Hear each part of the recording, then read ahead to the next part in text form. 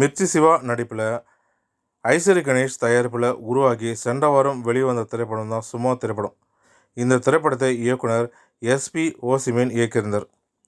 Japan நாட்டை சேர்ந்த Sumo வீரரான யாஷினோரி டோஷிரோ இந்த படத்தில் முக்கிய கதாபாத்திரத்தில் நடித்திருந்தார்.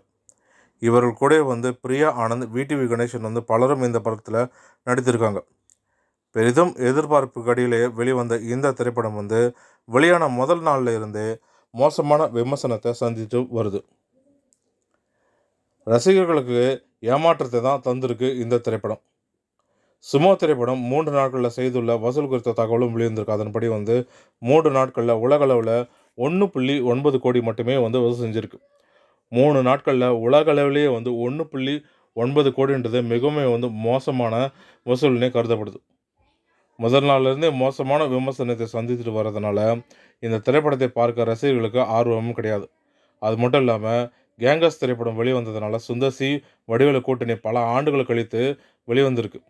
12 ஆண்டுகளுக்கு மேலே இவர்களுடைய கூட்டணியில் சுந்தர் சி வடிவேலு கூட்டணியில் இந்த திரைப்படம் வெளிவந்தனால அந்த திரைப்படத்தை பார்க்க மக்கள் ஆர்வம் காட்டுறாங்க. அதற்கேற்றபடியே காமெடியும் அந்த திரைப்படத்தில் நன்றாக ஒர்க் அவுட் ஆகியிருக்கு.